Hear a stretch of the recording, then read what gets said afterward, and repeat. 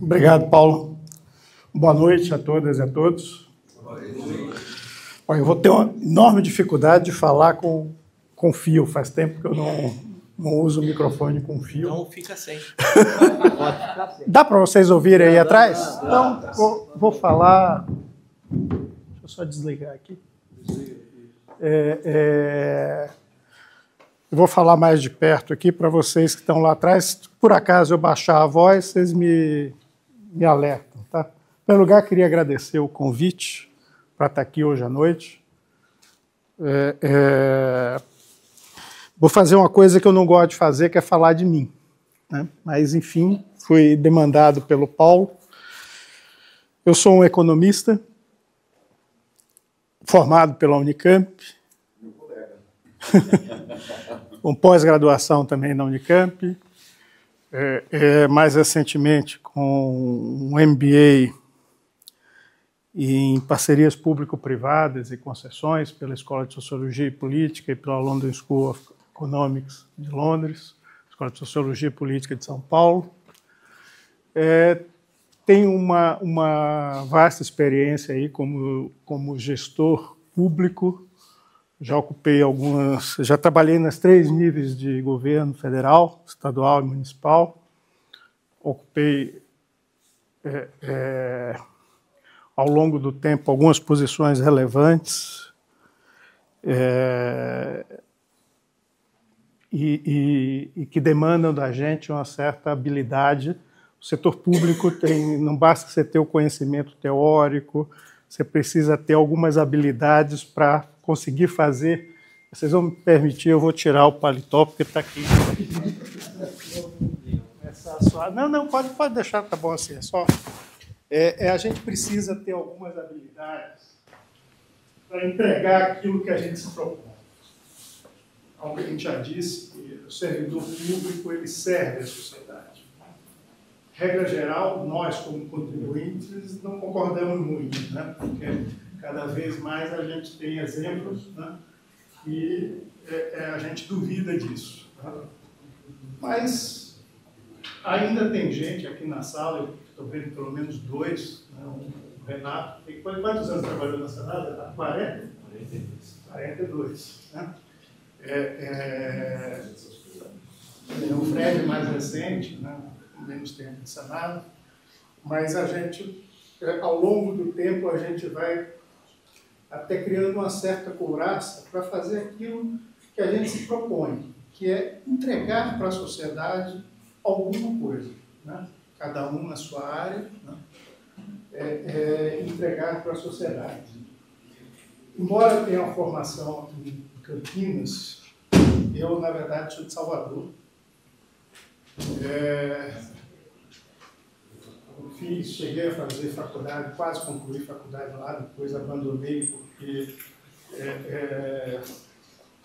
alguma coisa me dizia que eu deveria buscar outros rumos, né? Se alguma coisa, provavelmente, tem um dedo, né, divino. A gente fosse buscar outros rumos. E aí eu abandonei mesmo, quase 3 anos de faculdade, parei, passei no vestibular da Unicamp e vim começar tudo de novo. Porque era um período do Brasil, que é um período que a gente lidava com uma coisa que era muito ruim para os mais pobres, chamava inflação. Os mais jovens hoje esquecem, né?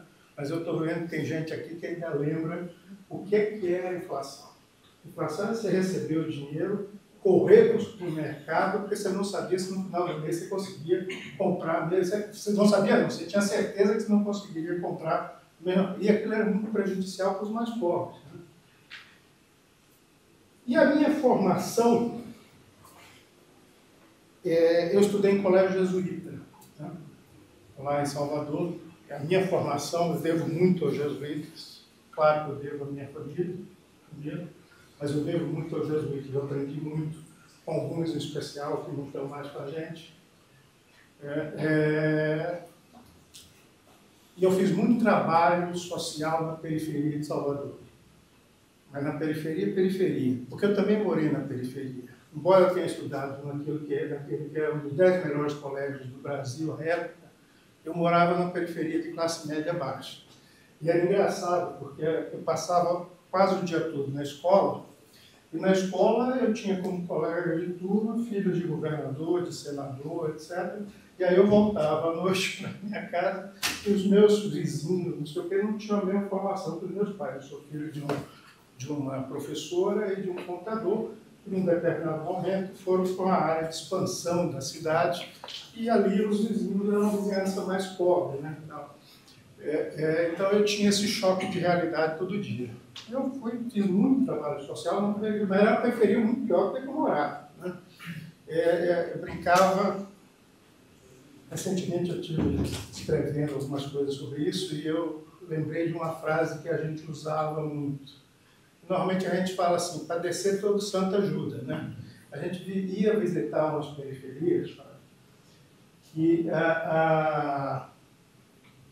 era o contrário, era para subir. Para descer, a pirambeira era tão grande que para descer você tinha que ficar se equilibrando e tal. Mas para subir é que todo santo ajudava, você equilibrava muito mais. Era realmente uma região muito pobre. E aí eu aprendi, isso me acompanha a vida inteira, que a gente precisa ter um propósito na vida. E esse propósito é de melhorar a vida dos outros. É o de sempre colocar os outros na frente das nossas decisões. Isso me acompanhou ao longo da minha carreira como um todo. Eu já trabalhei no Congresso Nacional, já trabalhei nos ministérios, já trabalhei em agência reguladora, fui secretário de Planejamento da cidade de São Paulo, fui presidente da empresa de planejamento, na antiga empresa de planejamento metropolitana da cidade de São Paulo, fui secretário de orçamento do governo do Estado, entre outros cargos que eu ocupei. E o tempo inteiro, eu sempre que tenho que tomar uma decisão, eu pergunto como é que isso vai refletir. Hoje, na Sanados, eu pergunto como é que isso vai refletir na Dona Maria que está ali pegando um ônibus e às vezes andando a pé porque tem que pagar uma conta de água que não é desprezível. Como é que a decisão que a gente toma vai refletir nessas pessoas? Se aquilo que a gente está fazendo não servir para melhorar a vida dessas pessoas, então peguemos o nosso boné e vamos para casa. Porque a gente não está contribuindo em nada para a sociedade. Eu, ao longo do tempo, venho sempre com essa perspectiva. Né?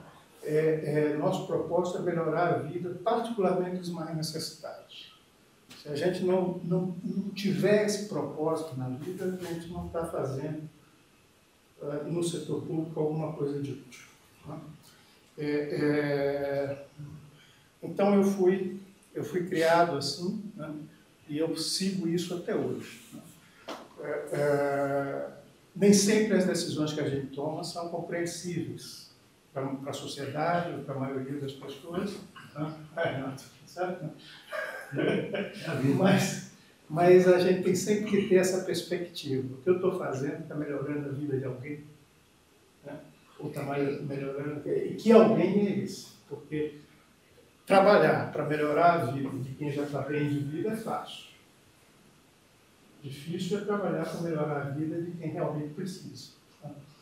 E isso a gente tem seguido ao longo do tempo. Né?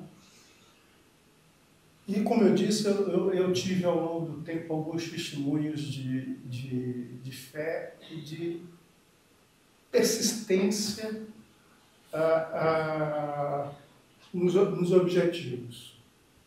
Eu não desisto fácil. E eu aprendi com duas pessoas a não desistir fácil. Um padre brasileiro que não é conhecido, o padre Hugo Melgado, um italiano que veio do Brasil, e que fazia esse trabalho social, tocava e administrava um colégio de 3 mil alunos, né?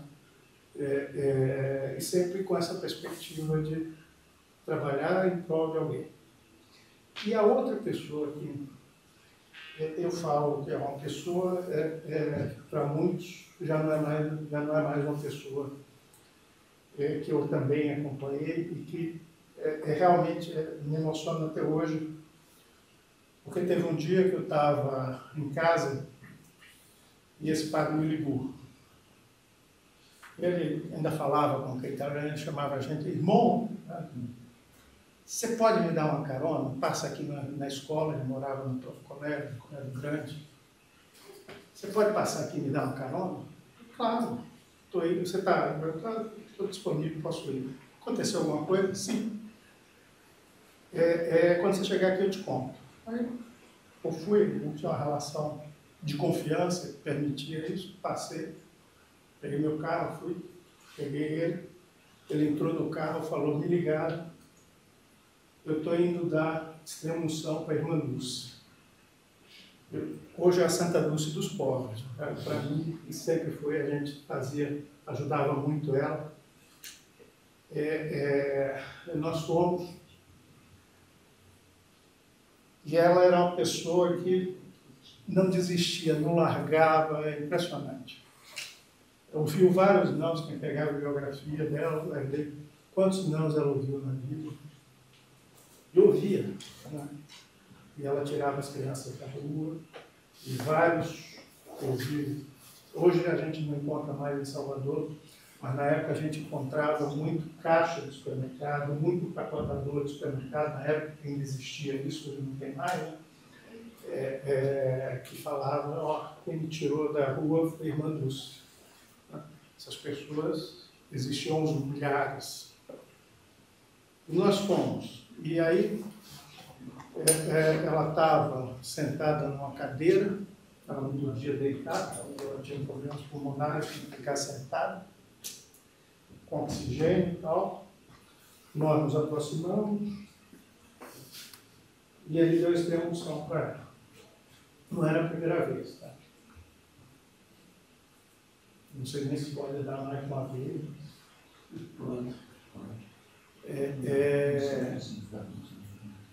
E no dia seguinte, nós nos encontramos, porque a gente estava fazendo trabalho, e ele me disse, acabaram de me ligar, ela está muito bem, já está de pé. Era inacreditável a força daquela mulher. Não é à toa que ela virou santa. Eu digo, tenho duas filhas, uma de 20, uma de 16, eu falo para ela, seu pai teve a felicidade de conhecer um santo em vida, né? Poucas pessoas têm essa felicidade. Mas mais que isso, eu tive a felicidade de acompanhar a resiliência dessas pessoas. Né? E procuro me inspirar nisso para a gente não desistir, porque a vida coloca muitos obstáculos diante de nós, seja pessoal, seja profissional, e é muito difícil, é muito fácil a gente largar a mão, falar, não gosto mais disso aqui, não quero, vou brincar de outra coisa, né? Persistir é que é o complicado. Esse é que é a verdadeira, o verdadeiro teste para a gente, né? Manter-se sempre na mesma direção. Claro, você pode adaptar a direção, mas sempre manter a perspectiva de buscar seus objetivos, né? E ao longo do tempo eu fui me alimentando desses exemplos, tive outros também, mas acho que não é o caso aqui. E eu fui me alimentando desses exemplos para a gente buscar entregar e fazer coisas que melhorem a vida das pessoas. Então, e graças a Deus eu tenho conseguido alcançar isso. Eu posso listar várias políticas públicas das quais eu participei e que trazem benefícios para as pessoas, né? Tive a felicidade, por exemplo, de trabalhar numa coisa, eu acho que aqui todo mundo vai na farmácia e compra medicamento genérico, barateou o preço do medicamento para a maioria das pessoas. Eu trabalhei nesse projeto, né? Projeto de extremo cunho social, né? Eu hoje nem sabia na época que eu iria ser um usuário daquilo que eu estava fazendo. Era um jovem, tal, 20 e poucos anos. A gente não imaginava que um dia a gente fosse depender tanto, né? Mas, e assim foi, foi ao longo do tempo, né? Hoje, ao longo dos últimos 15, 20 anos, eu tenho feito um trabalho no setor de saneamento que é um setor onde a gente se depara diariamente com a desigualdade social do nosso país. Porque é inacreditável que um país como o Brasil tenha 30, 40 milhões de pessoas que não abrem a torneira e saem água nas suas torneiras. Não tem torneira em casa. Tenha mais de 100 milhões de pessoas que pisam no esgoto. É inacreditável, mas esse é o Brasil, né? E a gente trabalhar nesse setor traz essa alegria de que aquilo que a gente faz tem uma repercussão social enorme, enorme, enorme. Talvez a gente não percebe, né, no nosso dia a dia, mas a gente grita. Feriado da semana passada eu apanhei bastante, porque o pessoal do Cambuí ficou sem água a quinta e a sexta, só estava programada a quinta. Eu quase não saí de casa. Falei para minha mulher, hoje eu só vou sair depois de consertar aí, porque eu moro no Cambuí. Se eu andar no vão me bater. Tal, né? Mas tem gente, coitado, que não tem isso. E aqui em Campinas, até pouco tempo atrás, na nossa periferia, não tinha regularidade de abastecimento de água. Não tinha regularidade de abastecimento de água. Né? O que significa quando a gente diz isso? Para traduzir, significa o seguinte: a pessoa pode estar consumindo uma água com qualidade duvidosa, ou a pessoa pode estar acumulando água em casa, porque não sabe quando vai ter de novo, e aquilo é criador de doenças. Uma dengue e o chikungunya e outros. Né? É disso que a gente está falando. Quando a gente fala que a pessoa está pisando no esgoto, não adianta, vai chegar em casa e não vai ter água para lavar. Né? Então vai ter diarreia, né? Vai ter difteria, vai ter uma série de doenças que estão associadas ao que a gente chama de veiculação hídrica. Isso tira vida das pessoas. Eu não sei se vai estar aí, mas eu tenho um gráfico que eu costumo mostrar em algumas palestras que eu faço, que a gente pega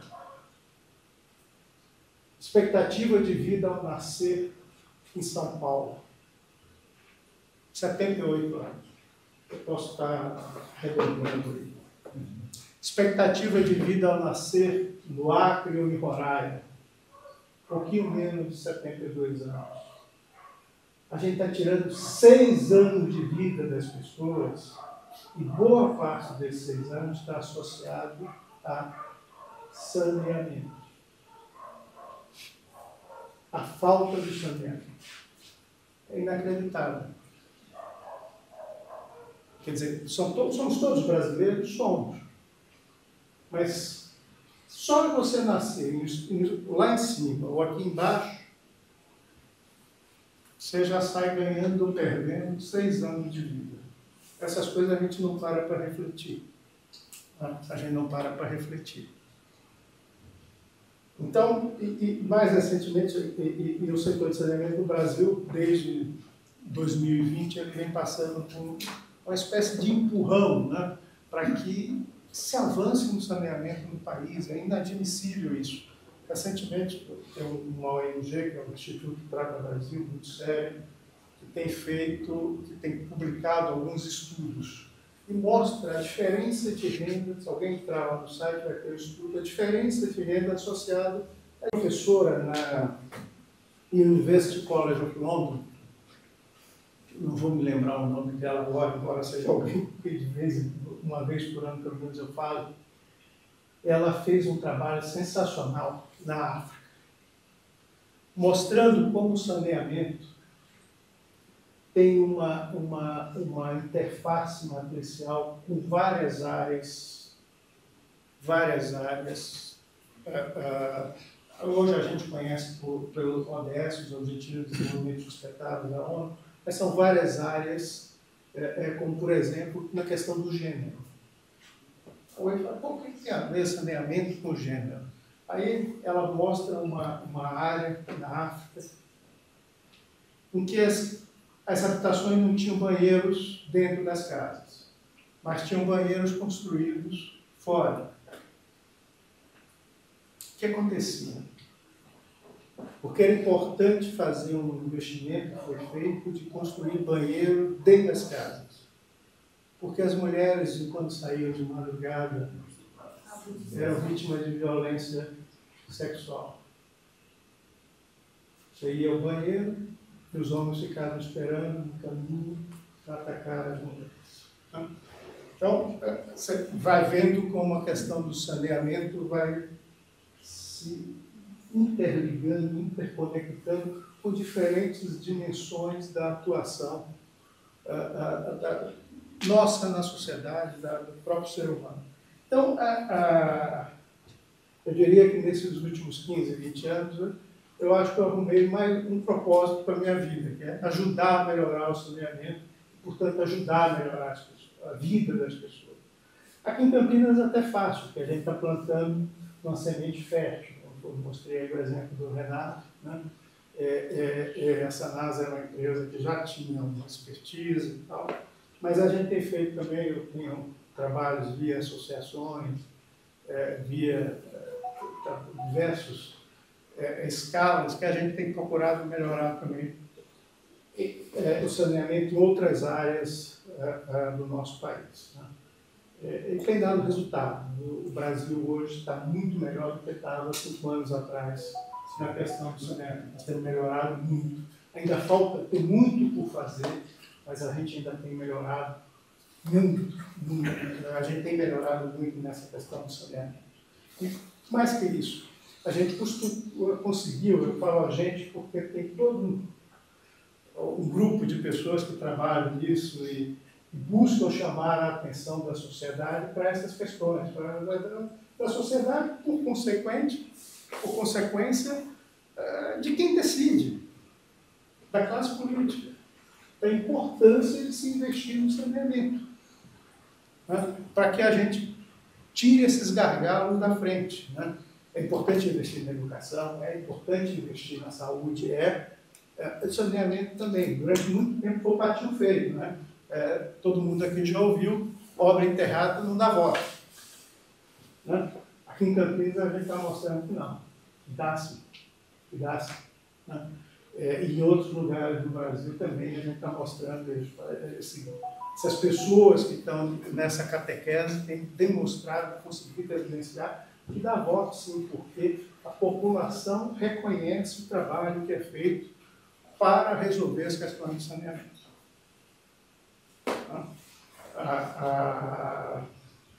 E eles são mais graves na periferia.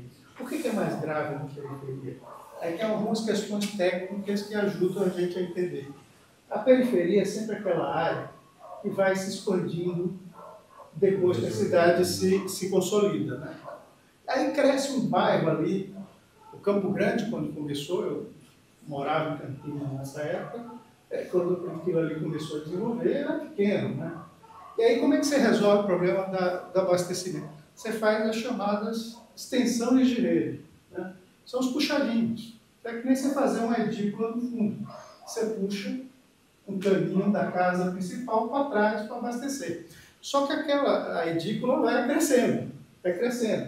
E aí você precisa, algum dia, alguém tem que se lembrar de mudar a rede que vai para lá. Tem que ter uma rede maior, tem que fazer, tem que tirar o esgoto com a rede maior, tá? Mas, regra geral, isso vai ficando para depois. Já tem água lá, então tem outro lugar que está crescendo. Vamos levar para aquele outro lugar que está crescendo. O cobertor é curto, até se justifica, né?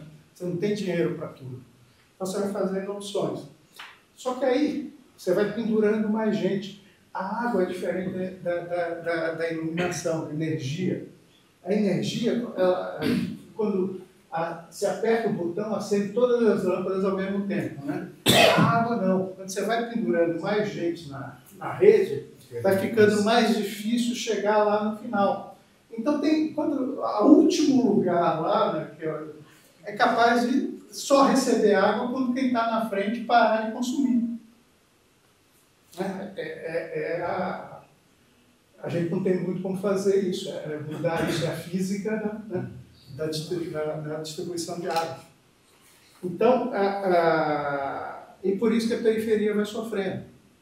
Porque ninguém vai fazendo investimento, você vai deixando depois, e as pessoas começam a ficar água dia sim, dia não. Tem muita cidade aqui na região que a gente vê isso, tal, né? Rodízio de água, tal, um pouco isso, né?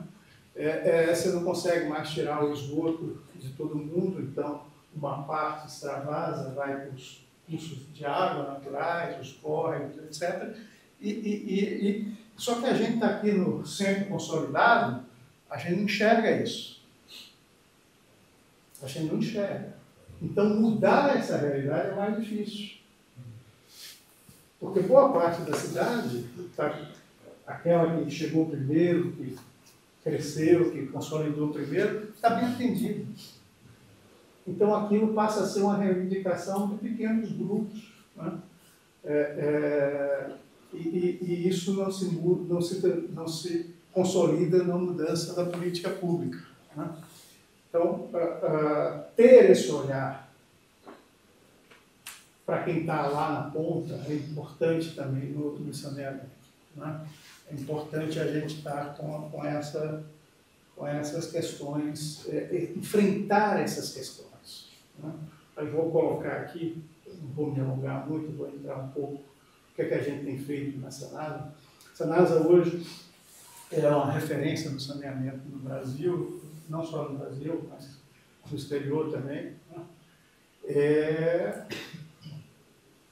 Ela vem ao longo do... A Sanasa vai fazer agora em agosto 51 anos, tá certo? Ela vem ao longo do tempo se estruturando para isso. Nos últimos 4, 5 anos, o que a gente fez foi acelerar esse processo. E aceleramos bastante. Com essa visão. Ó, tá bom, mas pode melhorar, né? E aí começar a questionar o que é que falta para a gente dar o salto, e o salto que essa casa deu é bastante relevante. Hoje, sem sombra de dúvida, nós somos a melhor operação de saneamento do Brasil. É claro que operar uma cidade com 1 milhão e 200 mil habitantes é muito mais fácil do que operar cidades com 5 ou 6 milhões de habitantes, tá? O nível de dificuldade vai crescendo, né? Mas Campinas tem características de qualquer outra metrópole nacional. Os desafios que têm que ser transpostos têm o mesmo peso de São Paulo, por exemplo, do Rio de Janeiro. O Rio tem umas características um pouquinho mais complicadas, está certo, né? Mas pega São Paulo como exemplo, a gente não... as dificuldades técnicas são do mesmo tamanho de você abastecer Campinas, abastecer São Paulo, tá? E vou mostrar um pouco como é que foram os últimos anos aí da Sanasa para chegar nesse patamar de referência, né? E é o patrimônio da cidade de Campinas. Os ativos que a Sanasa tem, o investimento que está lá, ele está sendo construído ao longo de... Lá atrás, em 1974, quando a Sanasa foi fundada, quem colocou o recurso lá foram os campineiros através dos impostos. E depois, quem vai pagando a tarifa, todos nós pagando a tarifa de água, estamos construindo esse patrimônio, né? Na tarifa. O investimento é feito na tarifa. Não existe investimento a fundo perdido, em recurso. Aliás, foi a característica de Campinas. Campinas, ao longo do tempo, fez os investimentos com recursos que a sua sociedade foi colocando lá, né? Seja sob a forma de tarifa, seja a forma de impostos no começo, tá certo, né? Esse patrimônio é um patrimônio de Campinas, dos campineiros, da sociedade de Campinas, tá certo? Não tem recurso, recurso a fundo. Isso é mínimo na história da Sanasa, tá certo? Na história do saneamento de Campinas. É mínimo. Contrário que outras cidades no Brasil se valeram muito de recurso a fundo perdido, aqui não. Claro, você tem financiamento, você tem que pagar o financiamento, né? Você só dilui em prestações aquele investimento.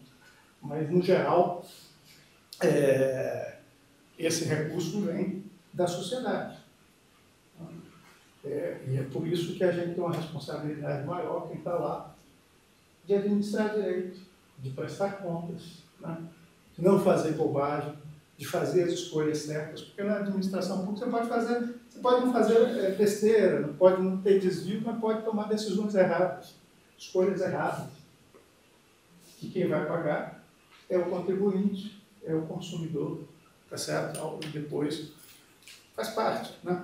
É claro que erros existem, ninguém tem imune a erro, né?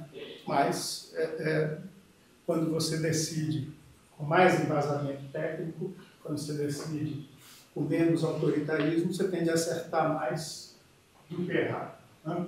Isso eu acho que qualquer um de nós na nossa vida tem isso como exemplo.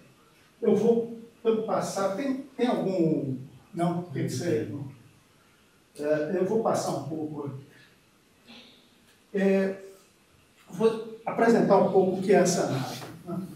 Vou correr um pouco.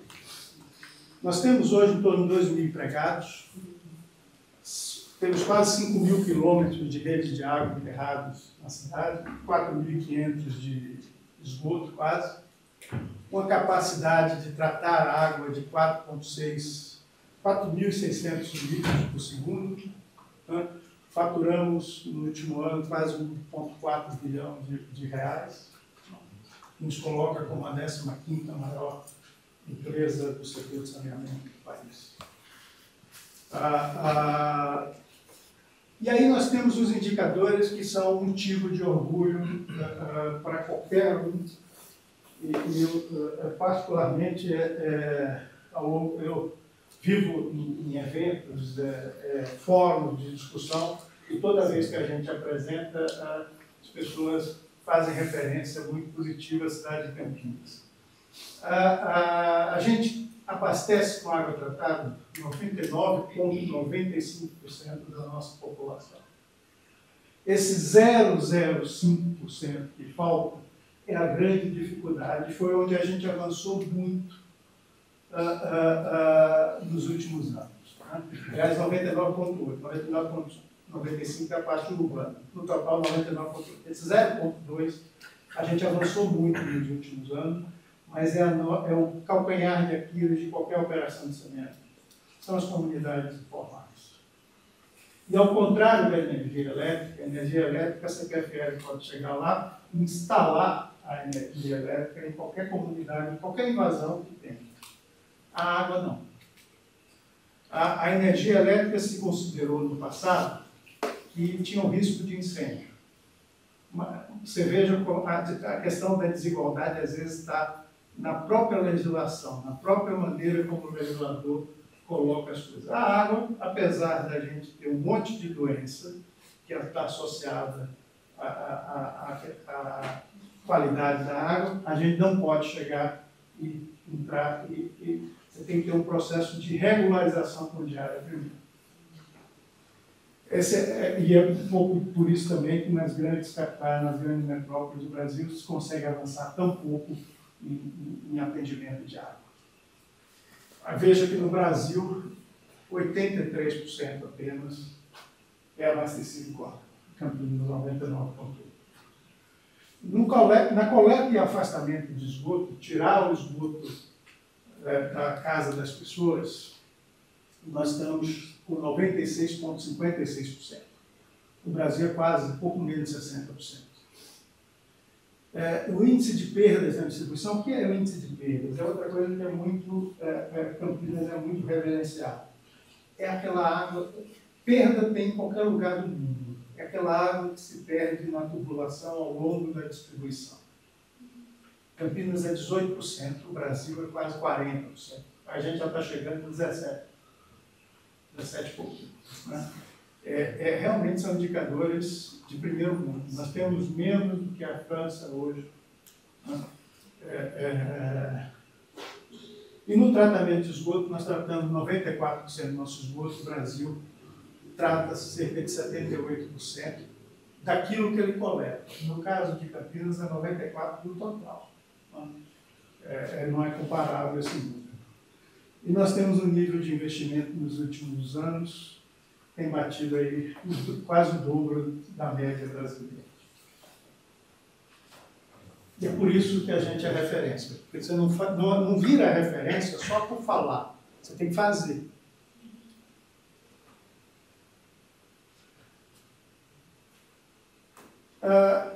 E por que é tão importante o saneamento, a questão hídrica, a questão de recursos hídricos na nossa região? Nós vivemos numa região, todo mundo lembra da crise de 14 e 15, da crise hídrica de 14 e 15. Saía no Jornal Nacional todo dia a região metropolitana de São Paulo. Todo dia saía no Jornal Nacional. Era até engraçado, também tem uma história. Curitiba, naquele momento, a chuva, aqui não tem um mapa do Brasil, aqui, a chuva no Brasil, naquele momento, ela vinha do Polo Sul, chegava, parava um pouquinho antes de entrar em São Paulo. Tinha uma massa de ar quente no meio do Brasil que não deixava nem a chuva da Amazônia chegar, nem a chuva do Sul chegar. Curitiba vivia debaixo de chuva naquela época. Mas por conta do efeito do Jornal Nacional, o consumo de água naqueles 2 anos de Curitiba caiu mais de 30%. Porque as pessoas ouviam que estava faltando água e quando davam água. É feito demonstração. Né? E nós vivemos numa região de extrema escassez hídrica, e as pessoas às vezes não se dão conta.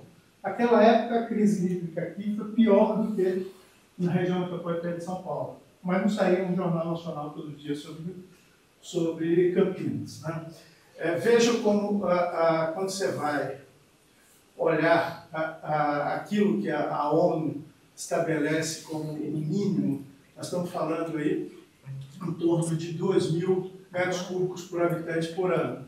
Aqui na nossa bacia PCJ, o sistema Cantareira tem 1.000 metros cúbicos por habitante ano, na bacia PCJ 951 e no período de seca cai para 300 metros cúbicos por habitante ano.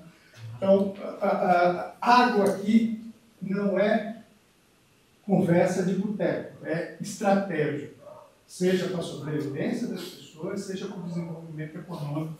Então, ter atenção para essa questão da água é fundamental aqui na região.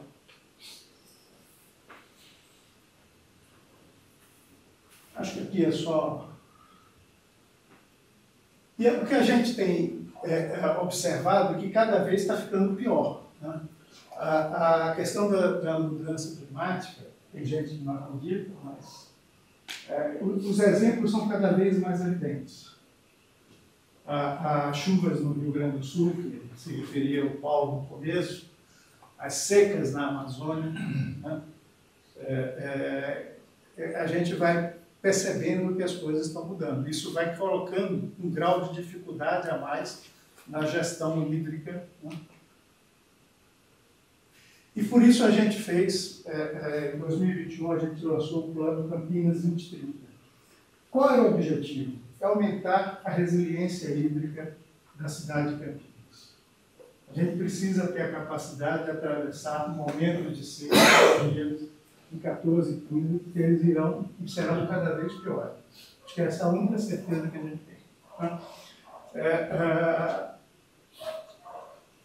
Ele tinha 4 pilares, que era acelerar o programa de redução de perdas, aumentar a segurança hídrica em Campinas, ampliar o tratamento de esgoto e cada vez mais produzir mais água de reuso, né?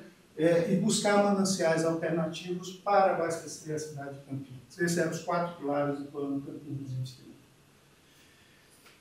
E ele se traduzia em 4 iniciativas chaves também. Né? Aumento da capacidade de reservação. Nós aumentamos em 20 reservatórios na cidade de Campinas, em cerca de 142 milhões de litros. Todo mundo tem, mas de acordo com as normas técnicas, todo mundo na nossa casa, no nosso prédio, tem que ter uma caixa d'água que dê para 24 horas. Né? Essa é a regra do Brasil. Nem todo mundo serve, mas essa é a regra. E a gente está fazendo a caixa d'água externa por mais um dia. Né?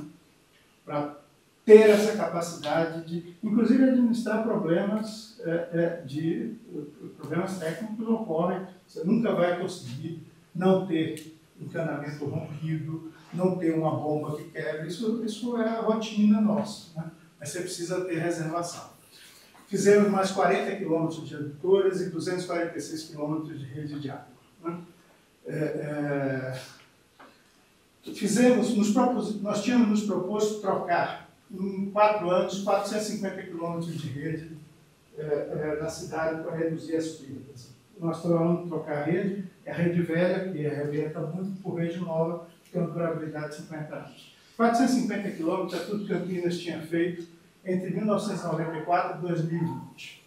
Nós nos propusemos fazer em 4 anos aquilo que tinha sido feito em 27 anos anteriores. Nós fizemos 473.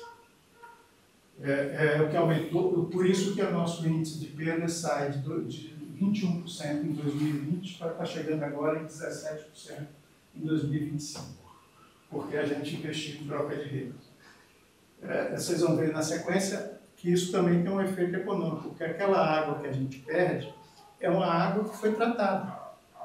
Todos nós gastamos dinheiro para tratar aquela água, gastamos energia, pagamos conta de energia, pagamos produto químico. Então, quando a gente perde, a gente está jogando dinheiro pelo rabo, literalmente. Se eu evito a perda, eu estou poupando recursos, não só da natureza, eu vou tirar menos água dos rios, como poupando recursos no bolso de todos nós. Estamos fazendo,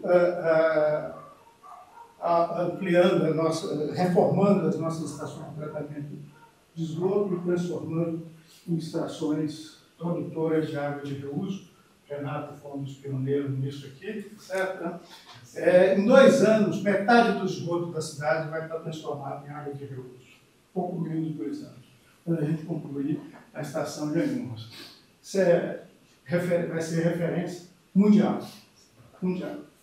Nós estamos no nosso projeto de Anhumas, de estação de produção de água de reuso, é o maior projeto em andamento no hemisfério sul do país.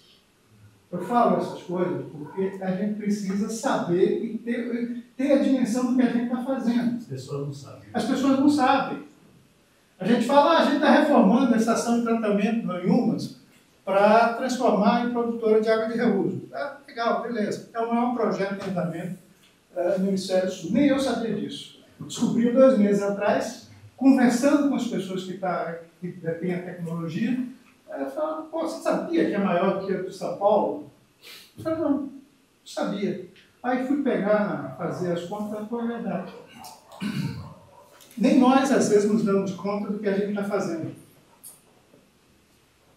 E, fundamental, junto numa parceria com o governo do Estado, estamos desenvolvendo aquilo que a gente está chamando de sistema produtor Campinas-Jaguaribe. O que é isso? Campinas é abastecido, toda a água de Campinas hoje sai do rio Atibaia. É uma água que vem, passa, vai embora. Se cair um caminhão com produto químico no Atibaia, a gente tem que parar a captação. Dom Pedro passa ao lado. A Dom Pedro passa exatamente ao lado, praticamente segue o curso do rio. Né? Esse é um risco. A gente tem que trabalhar com a redução de risco. Não tem nada do Jaguaribe? É tudo do Atibaia? É tudo Atibaia.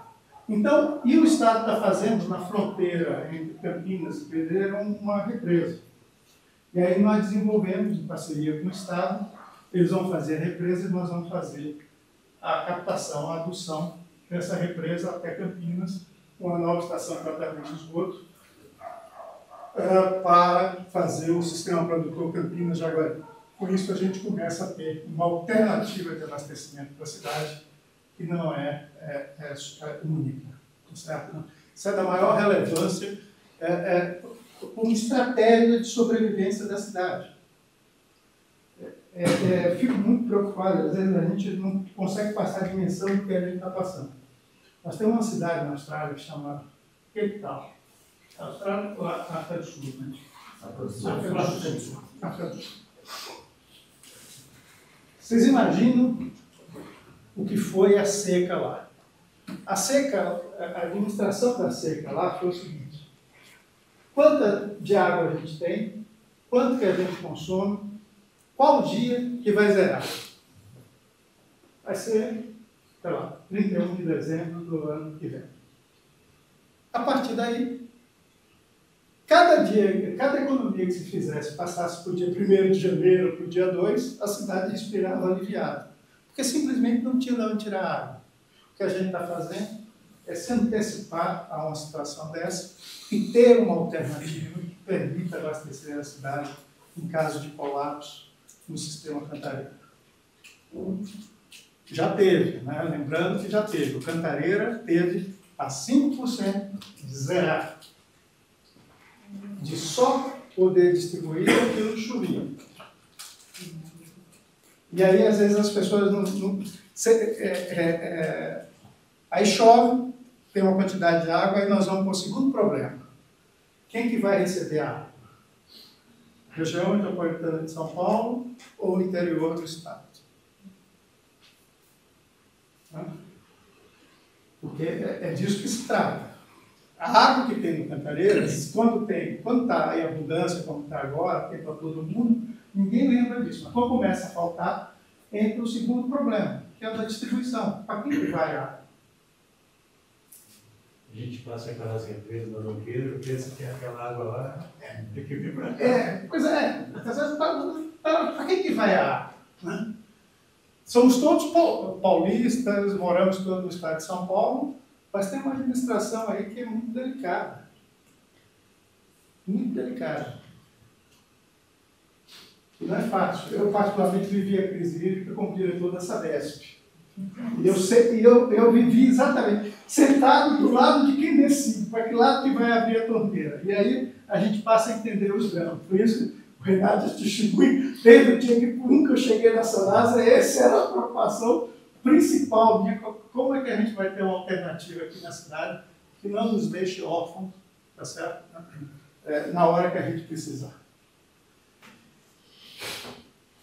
Aqui a gente tem um pouco, por década, né, mais ou menos, o que significou essa ampliação de reservação de água na cidade. Né? Para mostrar um pouco a importância do que foi feito. Certo? Quer dizer, em 4 anos nós fizemos quase igual ao que foi feito na década de 80. Inteiro. Aí, como eu estava falando do programa de troca de redes, é que ele tem um retorno financeiro. Né? Ele tem um retorno ambiental e um retorno financeiro. O retorno financeiro é mais fácil de falar. Para cada real investido, a gente tem R$4 de economia. Não sei se está aí, mas... o retorno ambiental, a gente percebe aqui. Ó. Vou subir aqui um pouquinho. Quando o programa de perdas de Campinas começou, vocês estão me ouvindo lá atrás? Sim. 1994, a população da cidade era 800 mil habitantes, se retirava 116 bilhões de litros da cidade, dos rios, para abastecer 800 mil habitantes. Em 2024, a população 50% maior, nós tiramos 107 bilhões de litros, menos do que em 94, com a população que era bem menor. Se não tiver, o impacto ambiental é isso aqui. Se não tivesse o programa de perdas ao longo do tempo, a gente estaria retirando 163 bilhões de litros dos rios. Essa é a importância, a questão ambiental por trás do programa de perdas. Talvez não tivesse essa água mesmo. Talvez não tivesse essa água. E você imagina as cidades que vêm depois de Campinas, que pegam a água depois de Campinas. O drama que não seria. Esse aqui é o projeto de captação, aquela é a barragem de Pedreira. Nós vamos fazer aquele roxo, uma captação de água bruta, são 7 quilômetros. O quadradinho azul escuro é uma nova estação de tratamento de água. Mais ou menos na altura da Chácara Gargantilha, aquela região. Né? Já tem, a gente pode falar que é lá, porque já tem um terreno, eles apropriaram o terreno. Isso aí não é projeto para ser feito, já está sendo feito. E mais 16 quilômetros de adutora, interligando com o nosso macrosistema de adução. É um projeto que vai custar 130, 140 milhões de dólares. Mas já está em andamento, nós estamos trabalhando nos projetos de engenharia agora. Enquanto o Estado está trabalhando na conclusão da represa.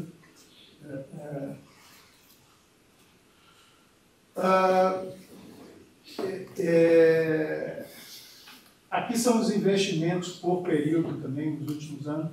nós investimos 1 bilhão e 19 milhões nos últimos 4 anos, né, superando o que foi realizado nos 10 anos anteriores. Isso só foi possível porque a gente também buscou fazer uma readequação financeira da empresa, alcançando o grau A na agência Fitch de ratings. Tá certo? Esse grau A, na época, é considerado grau de investimento, e o Brasil tinha na Fitch, nós tínhamos lançamento. O Brasil é o país, né? A gente tem um grau maior do que o do país. Embora, tem um economista aqui, para não falar uma bobagem, eles estão interligados, tá certo? Geramos cerca de 50 mil empregos com os investimentos que foram feitos ao longo dos 4 anos. E aí os resultados. Esse Prata Brasil tem um ranking, né?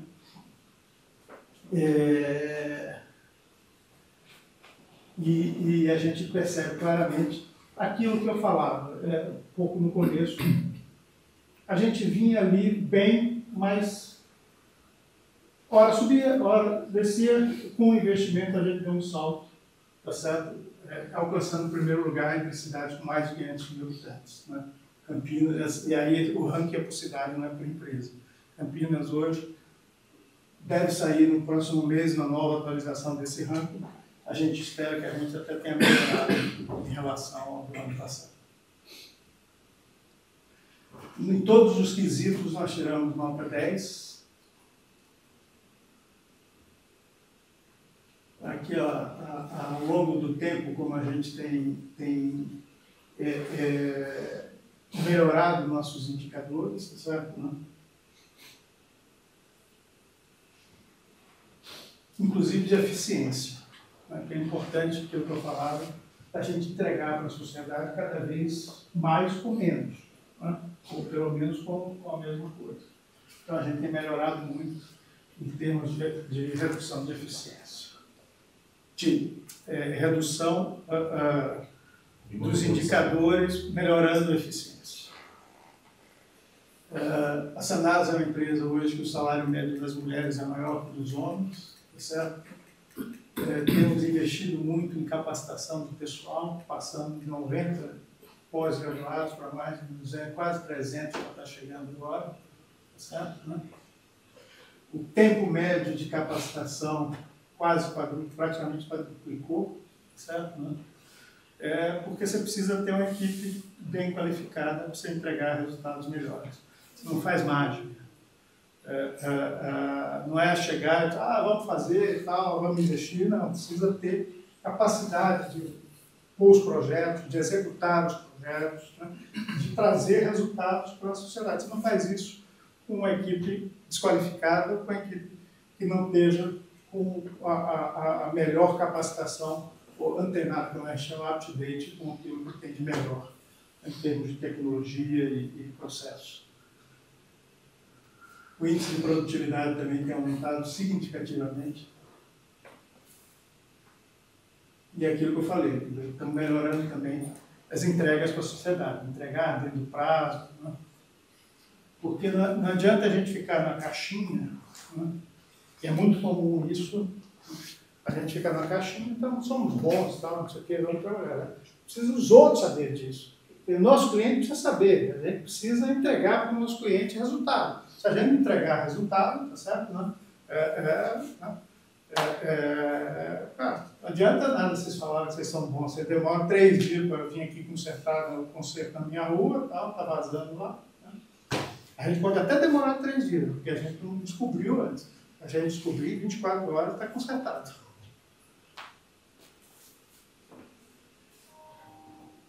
Bom, aqui tem a questão ambiental. Nós temos uma preocupação muito grande, claro, com qualquer empresa que viva do meio ambiente, a gente tem uma preocupação com o meio ambiente.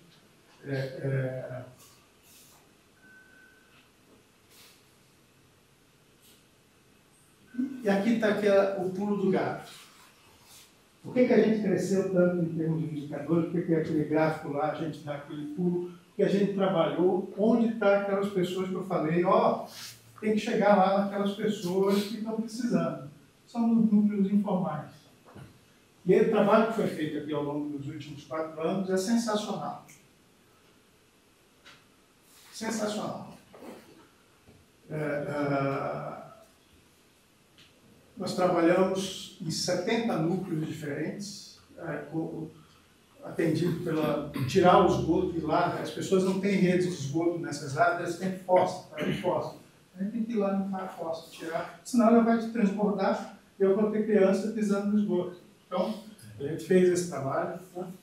Fez o trabalho também de individualizar. A Sanasa tem um trabalho, quando tem essas ocupações, a gente faz. Eu falei aqui no começo que a gente não podia chegar no lugar e fazer a ligação de água. Aqui se criou um mecanismo que é a ligação coletiva, é aceita. Então eu tenho 5, 6 famílias penduradas numa ligação. Vocês imaginam a confusão que é isso, né? Mas pelo menos está chegando água de qualidade boa para essas pessoas. Eles não têm que ficar lá com água com qualidade duvidosa. Quando isso ganha uma regularidade fundiária, a gente precisa fazer a tal da individualização. Transformar aquelas 6 ligações em 6 famílias ligadas, 10 famílias ligadas, penduradas no hidrômetro, em 6 a 10 hidrômetros diferentes, né? Isso a gente fez. Alguém podia perguntar, mas por que faz limpeza de fossa gratuita? Pagar, né? Não, tem que ser gratuito. Porque essa gratuidade se transforma em saúde. O esgoto de uma casa vai infestar o bairro inteiro e vai todo mundo para o posto de saúde, e por isso vai custar caro, e vai custar vidas. Então essa gratuidade ainda está no lucro. Não, e no final das contas não é gratuito para a sociedade. Não, né? É gratuito para aquela família em geral, mas isso está socializado na tarifa de energia. Na tarifa de água. Se explica assim. Desculpa, Tiago. Não tem dúvida, tá certo? E tem esse retorno que o Renato estava falando. Existem estudos clássicos no setor de saneamento que mostram que para cada R$1 investido em saneamento, você economiza de R$4 a R$5 em saúde. Então ninguém está fazendo, a sociedade não está fazendo favor para essas pessoas, está se autocuidando. Porque é aquilo que você falou, aquele esgoto não fica parado ali. Ele vai para outras áreas, ele vai para os córregos, ele vai para aquele rio, vai chegar naquele rio que a gente vai tirar a água para beber. Então, é um processo que ganha, todo mundo ganha. Né? Todo mundo ganha.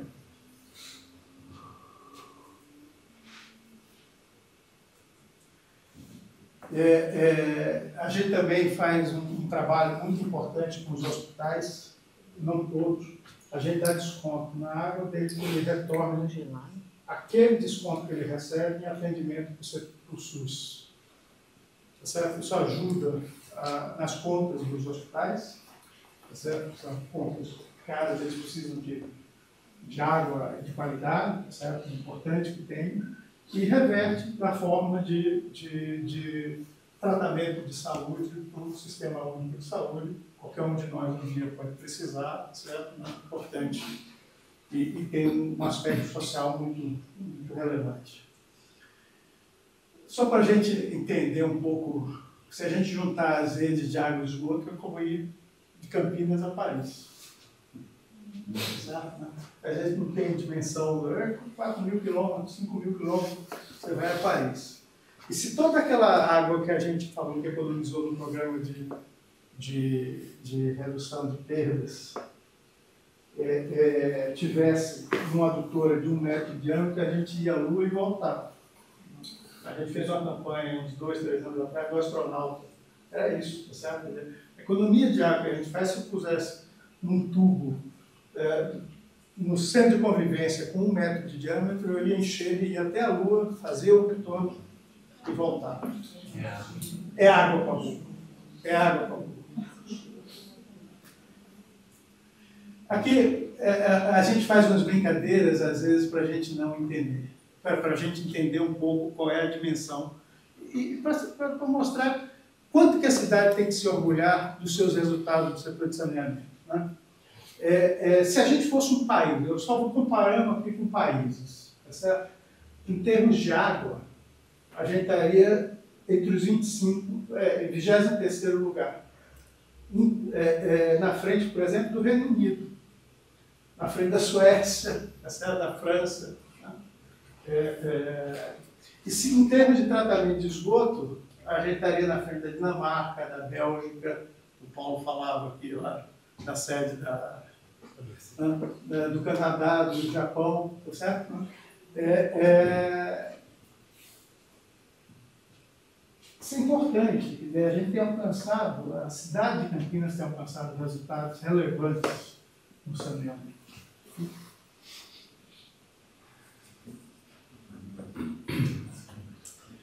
E nos últimos tempos a gente tem recebido, eu falei que Campinas é a melhor operação de saneamento, é a maior municipal e ultimamente tem sido a mais premiada de todas, com prêmios relevantes no setor. E aí eu também não vou me furtar de falar de tarifa, porque Campinas tem a fama de ser a tarifa mais cara, né? Já ouviram falar isso, agora nos últimos anos pararam de falar, porque não dá para ficar... É fácil falar quando... Né? É difícil falar quando você tem resultados tão relevantes, né? Mas não é verdade, tá certo? Né? A gente pega aqui o pacote de todos os municípios que tem... Existe uma base de dados, hoje chama-se NISA, Sistema Nacional de Informações de Saneamento, e a gente tem acesso a essa base de dados, que é informada por todos os municípios. Então, quando a gente põe lá as nossas tarifas médias, né, a gente não é a mais cara. Aí você vai falar, mas o esgoto está lá, né? Sabe por quê? Porque a maioria dos outros municípios não tem esgoto. Não cobra tarifa porque não tem serviço. Então são poucos municípios que informam a tarifa de esgoto e ainda assim a gente está lá quase chegando em 100ª posição. A gente precisa lembrar que tarifa é contrapartida por serviço. Não dá para eu comparar a tarifa de Campinas com a tarifa de Valinhos, por exemplo. Valinhos tem sérios problemas no trato de esgoto, sérios problemas de abastecimento de água, quando tem seca, um dia sim, 2 sem, certo? Né? Não dá para a gente comparar com uma cidade que se abre todo dia, tem água lá na torneira, aperta a descarga e vai para o tratamento de esgoto. São diferentes os serviços. E aí a gente pega também por operadores, não só por empresas, né? E aí quando a gente olha por empresas, também a gente não é pior colocado no primeiro lugar. Na residencial de 17, nós somos 13º, na tarifa social de 17, nós somos 15º, na tarifa comercial de 17, nós somos o 10º, na industrial de 17, nós somos o 14º. Então, também não é nada assim gritante. Aqui, no caso do esgoto, a gente está lá na frente, porque Campinas tem uma peculiaridade do esgoto. Organização de tarifa dentro do município ou da região de cobertura? Não. Porque, aliás, no Cambuí, o DIC7 é o mesmo preço. Você não pode fazer isso. Não tem amparo, não é legal. Bom, aqui tem o meu contato, se tiver alguma dúvida especificamente, fica à disposição se vocês quiserem ter. O nome das duas professoras. É verdade, tá bom. O Fred me ajudou aqui, fez a pesquisa aí. A professora da Universidade College London, Pascale Hoffman, e o trabalho dela tinha uma professora associada, a indiana Preeti Parekh. Da Pascale Hoffman, que eu peguei do aqui. Belo trabalho, se alguém quiser buscar na internet, vale a pena ler, porque é daquelas coisas que a gente lê e se comove, tá certo? Porque é o quanto que uma ação simples, que para nós é uma coisa absolutamente corriqueira, ter banheiro dentro de casa, tem um impacto na vida das pessoas extraordinário. Obrigado, Fred. Foi o que é isso. Mas eu estou aqui à disposição, tá certo? Acho que eu falei muito.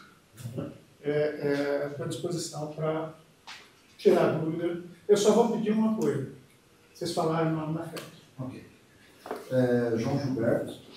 E a minha questão é no seguinte sentido, Marelito. A gente fala muito de água de reuso. Por que não é incentivado? Eu digo isso porque eu tenho na minha casa, tá? Quando eu construí a casa, nós tivemos ali que fazer rearranjamento de terra no terreno, né, para nivelar. E nós fizemos um buraco e enterramos uma caixa de 10 mil litros. E eu uso a água da chuva para jardim, para quintal.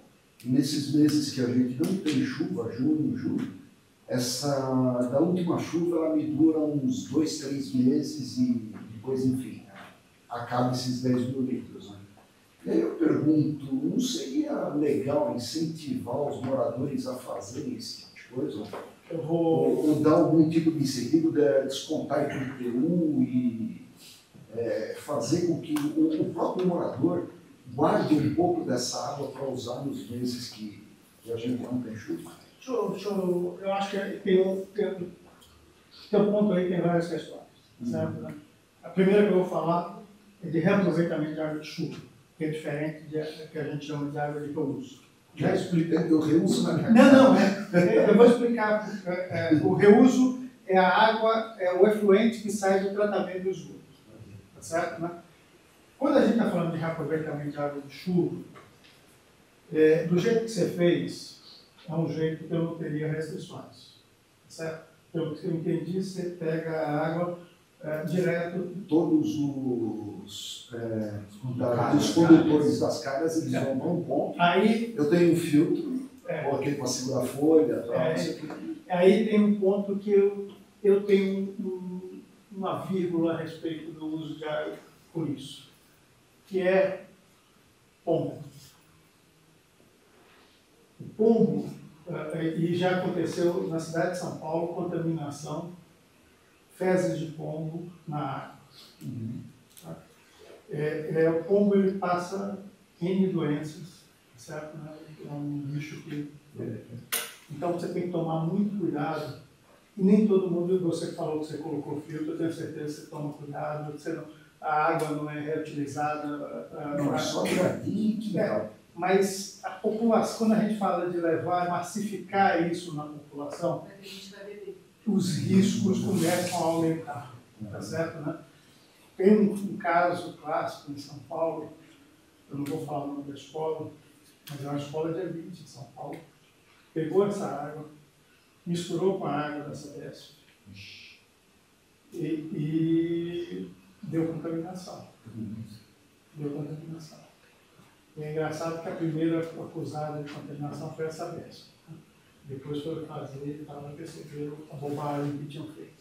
Então, tem que tomar alguns cuidados e eu acho que é por isso que não se incentiva tanto, certo? Né?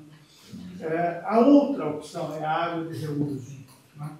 Que é a possibilidade de você pegar a água do efluente, o efluente do tratamento de esgoto e reutilizar. Aqui, em Campinas, assim como em São Paulo, em alguns casos, a gente usa para lavagem de ruas, particularmente depois de feira, né? Para portas e jardins, combate a incêndio, que recentemente nós fizemos agora lá no observatório. O ano passado o observatório quase pegou fogo. A gente acabou de colocar uma caixa d'água lá com água de reuso, para você com água de reuso. E é importante porque também vai ajudar nesse período de seca no combate aos incêndios ali no pico das casas, certo? Esse é um uso super novo. Mas o Brasil tem uma dificuldade com isso. Em 2015, nós quase conseguimos que o setor ambiental, a área ambiental, publicasse uma norma permitindo que você fizesse o que a gente chama de blend. O que é o blend? Você vai em Singapura, você for na água, na empresa de água, que eu esqueci o nome agora, o Fred vai pesquisar. Você conversando com o diretor, até ele abre um filtro lá e te oferece água de reuso para você tomar. Aqui no Brasil tem um certo temor e tal. Em 2015 a gente quase conseguiu que eles publicassem uma norma permitindo o blend. O que é o blend? Eu pegar a água de reuso, no caso da Sanada, essa água sai com um grau de pureza de 99%. Se você puser cloro na água, ela passa nas portarias de potabilidade do Ministério da Saúde. Esse teste eu não estou inventando, tudo isso já foi feito. E o blend é permitir você misturar essa água com a água que você capta do rio. Tratar e distribuir. Tem o mesmo grau de segurança, talvez até maior do que a água que sai do rio. Mas no Brasil não é permitido isso. Não é permitido sequer que você possa recircular a água de reuso para fazer algumas atividades domésticas, certo? Então a gente ainda vai ter que evoluir um pouco com regras regulatórias para isso. Tá? Mas talvez seja essa a dificuldade. E a gente vê até, de repente, outro dia, eu estava lendo, eu sempre tive curiosidade disso, né? Até por conta disso que a gente tem em casa, né? Eu estava vendo que um banho médio, se você levar meia hora no chuveiro, você vai jogar 300 litros d'água pelo ralo. Eu fiquei muito assustado com esse número. Todo que eu tive. Eu fiquei muito assustado com esse número. Banho de meia hora, 300 litros d'água para embora. E aí, quantas descargas você não poderia dar? A gente desperdiça muita água no Brasil, mas muita água. Lavar calçada, lavar carro, certo? Mangueira. São desperdícios, mas é uma questão cultural. Eu diria que a gente aprendeu muito quando você olha a curva de consumo em Campinas. Depois, a gente está chegando no consumo médio, hoje, anterior à crise hídrica. Ou seja, as pessoas puseram na cabeça essa coisa de economizar água e a quantidade média consumida por cada campineiro é menor do que antes da crise hídrica. Certo? Porque, o que é bom, né? Eu diria que o setor de água é o único que faz propaganda para você não consumir o seu produto. Né? Economize água, mas a verdade é bom, porque é um bem finito, e a gente está se dando conta agora de que ele é finito. Né? Porque o tempo todo a gente viveu com aquela coisa do Brasil grande, nós crescemos com as grandes hidrelétricas, nós temos água infinita, tá certo? Não é mais assim, mudou. Ok, obrigado pela resposta. Estou à disposição. Então, podem perguntar, fiquem à vontade. Por favor. Meu nome é Alessandro, sou economista, sou empresário também. E eu tenho, na verdade, um diagnóstico com base na minha experiência pessoal e com os clientes e com pessoas com quem eu converso. O valor de conta de energia da minha casa aumentou muito, tipo, de 100 para 300 a 500 reais por mês, sem uma explicação pelo lado do consumo. Chamamos diversos profissionais para avaliar a instalação e tudo mais, e não detectamos nenhum vazamento, nem problema. E as pessoas com quem eu converso também diagnosticaram isso, ou relatam isso, um aumento da conta de água. Por isso que eu perguntei essa questão da regionalização disso, para saber se era uma coisa aqui na região mais central da cidade e tudo mais, porque eu vejo que está sendo feita uma quantidade gigantesca de investimentos. Será que é por causa desse investimento que a tarifa está mais alta? Não, eu vou te responder. Esses investimentos nós fizemos todos com financiamento de médio e longo prazo. Tá? Então ele não está impactando na tarifa, ele impacta muito pouco na tarifa. Tá? O que aconteceu, o que tem acontecido, né? Assim, a gente renovou muito o parque de hidrômetro na cidade. Estava muito defasado. Pode ser não, que estava ruim antes, daí para corrigir. A gente pode passar e fazer uma avaliação. O que acontece, e aconteceu muito em diversas áreas da cidade, é que assim, eu tinha hidrômetros.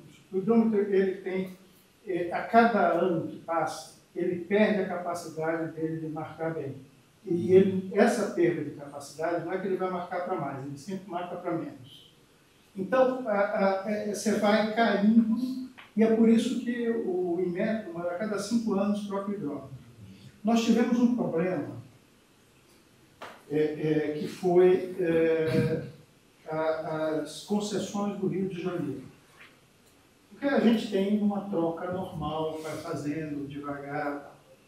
E as concessões do Rio de Janeiro, a primeira coisa que o privado faz quando ele entra é trocar o hidrômetro. Isso é uma responsabilidade da empresa, do operador de saneamento.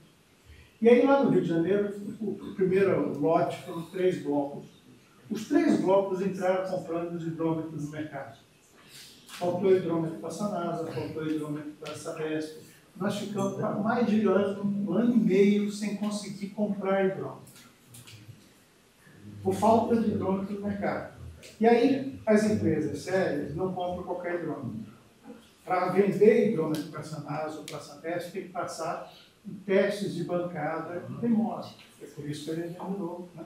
Eu já tinha os fornecedores que já tinham sido qualificados, homologados, mas eles preferiram vender para quem pagava mais. Claro, você tem multa e tal, mas provavelmente eles se compensaram, né? Certo? Então, nós ficamos muito tempo sem trocar. E aí nós fizemos uma troca em massa, até porque não podia deixar de ser diferente. Então, aconteceu em vários, quer dizer, aconteceu muito ao mesmo tempo. Quando foi isso? Agora, recentemente. Um ano. Um ano. É, porque exatamente quando aconteceu essa mudança. Podemos analisar se tem algum caso específico, eu não me furto analisar, mas pode ter sido isso. Eu trabalho com eficiência energética, se você perguntar, Sandra, não tem eficiência aquífera para reduzir a conta? Porque justamente houve esse diagnóstico das pessoas. Você pode reduzir a sua conta de água bastante, com medidas simples, certo? Né? Agora, o hidrômetro provavelmente passou a medir de maneira correta que ele estava defasado. Foi no Fantástico, sei lá, passou domingo aí, em alguma reportagem, tipo, em alguns lugares, não lembro também qual estado que era. Tava chegando chegar no ar com a água, assim, e aí o hidrômetro marcava, tipo, a pessoa pagava um valor alto pelo ar, e não pela água, né? E aí, sei lá, até desenvolveram uma peça lá que você coloca e ele inibe esse... O que é esse... Olha, assim... É o que quer vender a peça. Porque lembra isso? Não dúvida. Não é lenda, não sai comprando essa peça. mas A água que vai mover o mecanismo interno. Não sei se você acha acha essa possibilidade.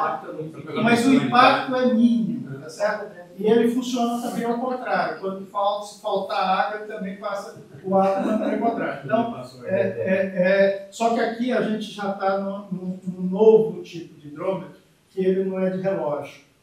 Ele é uma caixinha que enche, aí ele joga. Enche, ele joga. Aí não tem esse risco. Não estão todos, mas os novos estão sendo trocados. Mas a gente cadastra o mesmo no futuro. Não. Você que deixa o seu filho passar e tirar banho. Eu tenho uma filha assim, eu sei o quanto é difícil. Sei o quanto é difícil. Agora, Manelito, esse negócio do hidrômetro tem uma coisa, se você manter o seu hidrômetro, tipo, abrir 1 hora por dia, encheu a caixa, fechou, se você tiver vazamento na residência, você vai pagar bem menos. Você controlando, caso você tenha vazamento. Mas você pode avaliar se tem vazamento com medidas simples, tá certo? Fecha todas as torneiras e verifica se o hidrômetro continua girando. Agora, mais de mim, dia seguinte, você olha antes de abrir. Mas tem muito vazamento invisível, principalmente quem mora em casa. As casas a gente costuma pôr aquelas torneiras no jardim. A tubulação passa embaixo da terra.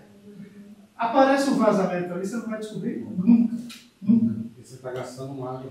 E você está gastando porque ele está ali pingando e tal, e ele vai para o solo. Né? Agora, então, uma sugestão é divulgar um pouco mais isso para a população, porque as pessoas às vezes mal interpretam e não entendem, por exemplo, o que houve a troca. Então, quando a gente troca o drone, eu acolho a sugestão, quando a gente troca, normalmente a gente avisa. O problema é o seguinte, as pessoas hoje dão pouca importância àquilo que recebem, principalmente depois da pandemia. Se ninguém quer pegar papel, e não tem muito outro jeito de comunicação. Mas como eu não faço a cidade toda, tá? Eu tenho que fazer um comunicado direcionado para quem teve a troca, senão, tá? Mas é um desafio você conseguir isso. E é um desafio que não é só da Sanasa, é um desafio que é da CPFL, que é da Congás, que é você. Quer dizer, são situações únicas, ou que atinge 5 mil. Eu tenho 550 mil hidrômetros. Eu troco 5 mil, 10 mil no ano.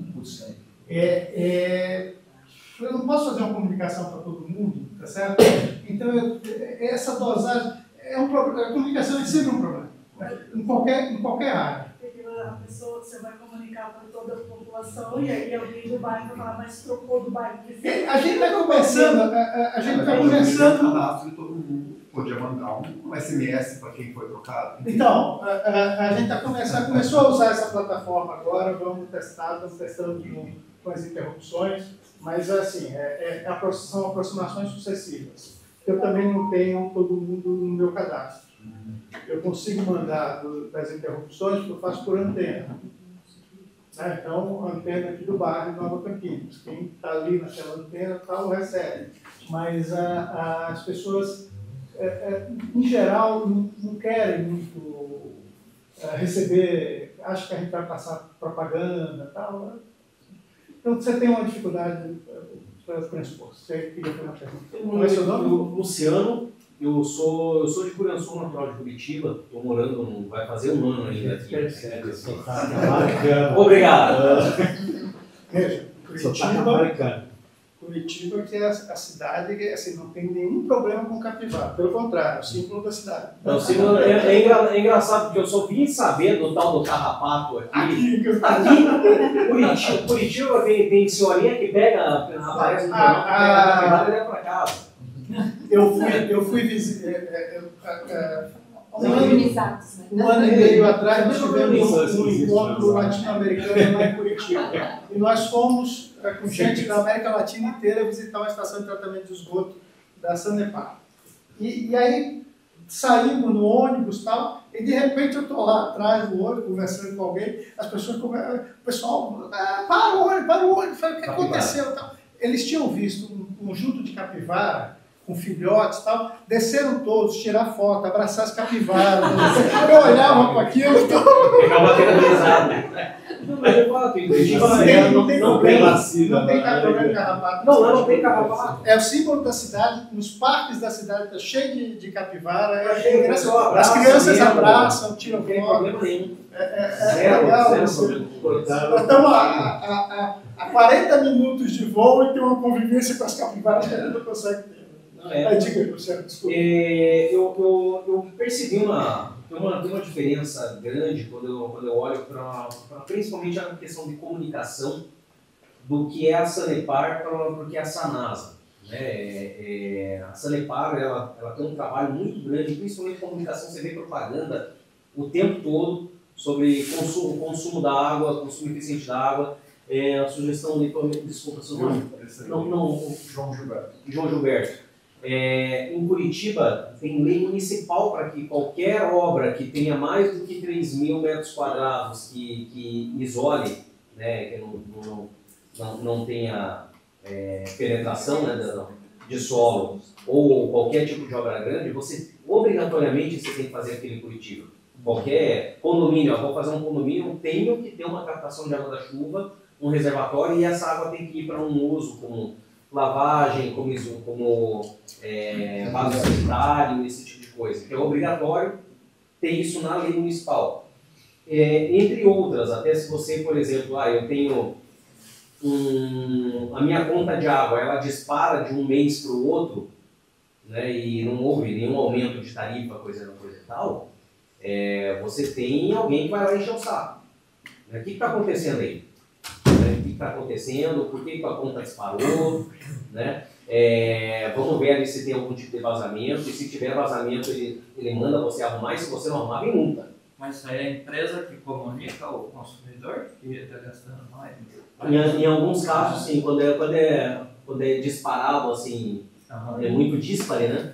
Do nada subiu a tua tarifa e não desceu, né? Porque existem os consumos esporádicos, recebi pessoas em casa, do nada, moravam 2, agora moram 5. Né?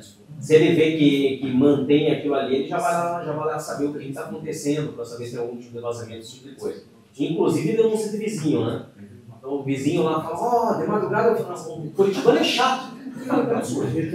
Tem vizinho que ouve, fica ouvindo o barulho da descarga do vizinho, ele vai lá e denuncia para a Sanepar. Né? Denuncia, os caras vão lá para verificar se não é um problema mesmo. Só que a gente vê que Curitiba não tem problema de captação. a gente percebe não tem problema. No entanto, o curitibano, ele o tempo todo informado e se enche o saco em tempo integral para tomar medidas que economizem água, que diminuam a conta d'água, esse tipo de coisa. Eu sou desinformado sobre Campinas, não posso dizer que não vi ou não conheço. Eu queria saber se existem essas preocupações, essas ações, ou se são tomadas também, porque a política ela interfere diretamente nisso. Eu vejo que as políticas municipais elas influenciam demais. E quais barreiras o senhor enxerga para poder avançar mais isso e de repente a política esteja atrapalhando e nós como comunidade podemos ajudar a Sanasa a avançar nisso? Primeiro o chão está no chão. Amém. Vamos lá, Luciano. Eu não tenho essa intimidade para te chamar de senhor. Deixa eu te falar uma coisa. Eu não conheço muito a realidade do Paraná. A realidade de São Paulo é que aí não é só um problema da Sanasa. Qualquer operador de saneamento não tem o que a gente chama de poder de polícia de interferir no consumo, por exemplo, aplicar uma multa sobre o consumo elevado. Não tenho esse poder, não posso fazer isso. Obrigado. Tá? É diferente. Tá? A gente avisa quando tem consumo normal, a gente manda na conta, verifique se não tem vazamento e tal. Faz parte, voltamos aqui à questão da comunicação, de um padrão de comunicação mais antigo de se relacionar através da conta. Tá certo, né? A gente está começando a mudar agora. Começando a mudar. Tá?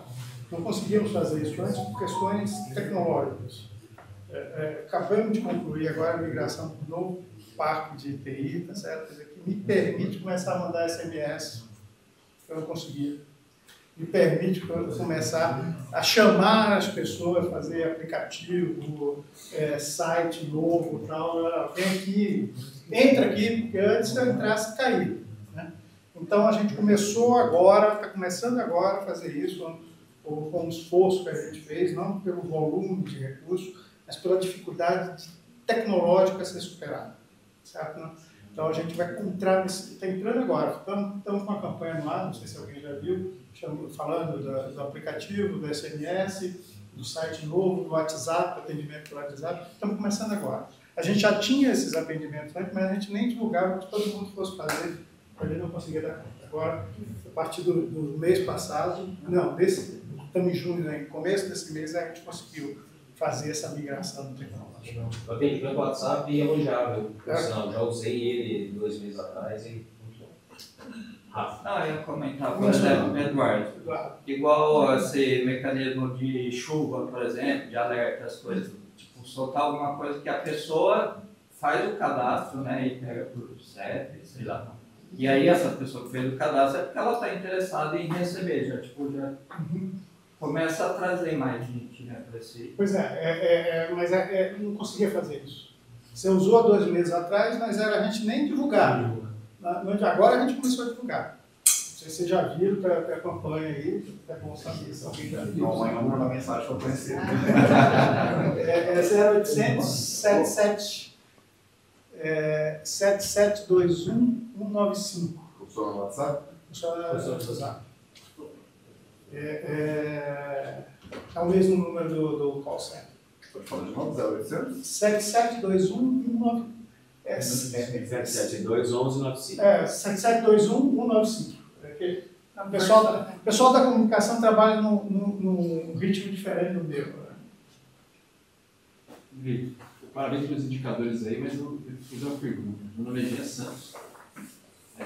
Você não pode ser lembrado, né? A gente não lembra de você quando tem água, mas só lembra na hora que está faltando. Com esse crescimento, cara, Campinas está crescendo aceleradamente e a parte de construção civil muito rápido nos últimos 3 anos. Como é que você vai manter essa qualidade com esse crescimento aceleradíssimo? O Renato tem uns colegas lá que tem um pouquinho menos tempo de casa que ele. E eu lembro, eu comecei na Sanasa, se não me engano, 4 de janeiro de 94 de janeiro de 2021. logo nos primeiros dias, eu chamei essa turma dele lá, esses colegas dele e tal. Os novatos? Eu fiz exatamente essa pergunta. Eu quero saber, porque antes do cara fazer um empreendimento, ele passa para pegar as autorizações, né? Uma delas é da Sanasa. E quando ele pediu autorização, a Sanasa disse para ele: ok, vai lá, faz seu investimento, que eu garanto a área para você. Né? Então eu queria saber o que estava no fio de bigode e se eu tinha para entregar ou não. Né? Se eu tinha verdura na quitanda para entregar. Não adianta eu prometer e não ter. Né? E é por isso que saiu o Campinas de Emprego. Aquelas medidas lá, olhando para isso. Tá certo? Eu diria para você que no médio prazo não tem problema nenhum, e no longo prazo a gente depende da nova captação. A gente está gastando, inclusive, menos do que há 20 anos atrás. Né? A população está fazendo a sua parte. Mas não adianta a população fazer. A questão da perda d'água é uma questão perversa. Né? Porque chega na época de seca, está faltando água, tal, corre todo mundo para falar para você, para mim, economize água, né? Legal, você está fazendo a sua parte, você fez a sua parte, mas o operador fez a parte dele. Aqui na região, você pode olhar, este período aqui está chovendo, nós estamos com um período seco chuvoso, mas talvez mais 1 ou 2 meses, lá para agosto, setembro, um monte de matéria, cidade A, B ou C pedindo para economizar água, não sei o quê, tal. Mas alguém faz a pergunta, ninguém faz a pergunta para ele. Aí eu fico danado da vida, tá certo? Né? Que eles veem, que sonha acontecer nessas coisas, eles pegam o mesmo padrão da cidade aqui da região e vem para Campinas. O que Campinas está fazendo para não faltar água? Campinas não vai pedir para a população economizar? A vontade que me dá, eu vou culpar a vítima. Porque a população é vítima. Aí eu vou culpar a vítima de novo. Porque se eu não fizer a minha parte, Campinas fez a parte dela. Campinas vem fazendo a parte dela. Para chegar nesse período, não precisar pedir para ninguém. É bom pedir, mas não precisar fazer esse drama de que põe nas costas da sociedade a responsabilidade por não faltar água. Mas pergunta para ele. Tá certo? Assim, ninguém faz. Ninguém faz. Ano após ano, ninguém faz. Tem cidade, assim, como eu sou um cara do setor, conheço a maior parte dos prefeitos, andanças minhas anteriores e tal. Eu cheguei, quando eu sentei nessa análise, liguei para todos, estou aqui, se você precisar de alguma coisa, me chamaram, visitei várias cidades. Aí eu mandava, acho que o Renato chegou aí, não lembro, a gente fazia um diagnóstico, tá aqui. O pessoal foi e tal, fez um diagnóstico, tá aqui o que você precisa fazer. 4 anos se passaram, pergunta se fizeram. Não fizeram. Leva a sério mesmo. Entendeu? Não fizeram. Eu poderia até, não vou falar a cidade por questão ética, você sabe?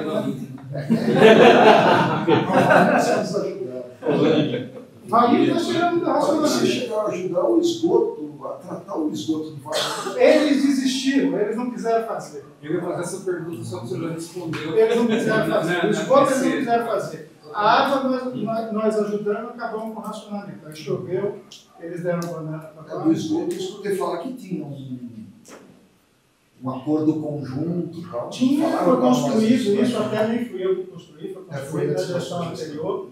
E a gestão passada de Valinhos pediu para acabar. Se nem captar água, eles não conseguem tratar o esgoto. Mas eles não iam tratar, esse é o ponto. Eu vou ler. Não precisaria nem tratar. Não, como é seu nome? Everson. Emerson. Everson. Everson é pior. Porque esse eu posso falar, porque é público, os documentos são públicos. A Sanasa ia investir, a Sanasa captou financiamentos, ia investir e ia operar a estação de tratamento de esgoto dele por 20 anos.